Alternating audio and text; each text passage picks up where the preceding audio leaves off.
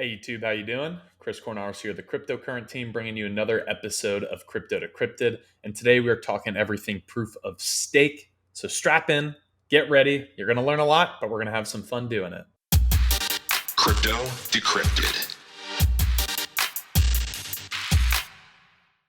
All right, now before we dive in, I do want to remind y'all that if this is your first time coming to the channel, don't forget to hit that subscribe button and ring that bell so you get notified whenever we post new content. And of course, if you enjoyed today's content, don't forget to leave a like on the video as well.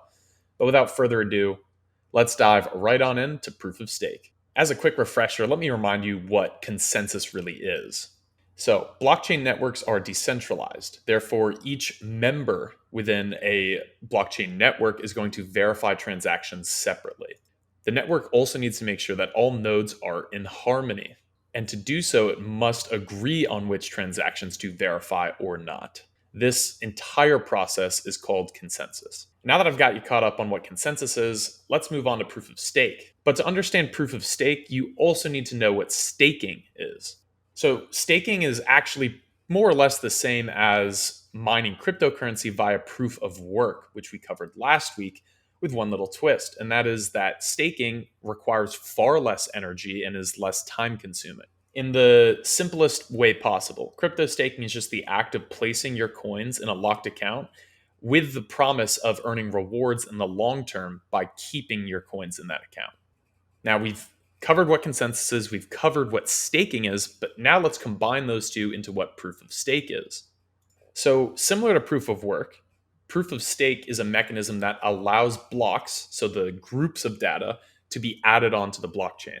And the main idea behind proof of stake is that essentially the algorithm is going to assign specific users that have placed their coins already in locked accounts as the validators for transactions. And typically, the validators for these transactions, you have a higher chance of being chosen if you have more coins locked away in an account.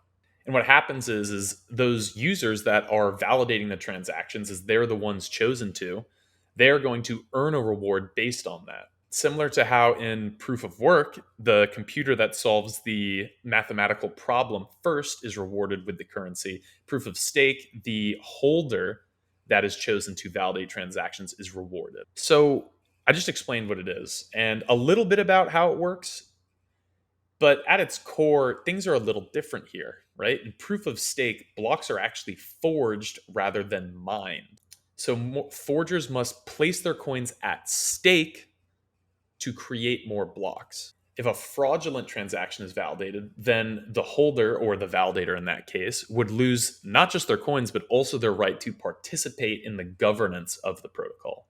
And that's why this process is actually more safer than most, because it incentivizes validators to be correct. That's going to wrap up proof of stake. And let me just put everything together for y'all and wrap it in a nice little bow. Proof of stake requires network members to lock up their coins in an account. Then the algorithm selects a holder to validate transactions. Through this process, new blocks are created and validators are rewarded with more coins. This uses significantly less energy than proof of work because it's no longer a competition between two network members or more network members. Rather, it's more of a round robin system where everyone will have an opportunity to be chosen, which of course scales proportionate to the amount of coins you have locked up. And in the long run, it has the potential to be more sustainable, both from an energy perspective, but also a financial perspective, because it reduces some of the volatility by locking up a percentage of the overall coins in circulation. Again, I'm Chris Cornars with the cryptocurrency team. That's going to be it for me today, guys. And until next Thursday, I hope y'all are staying cryptocurrent.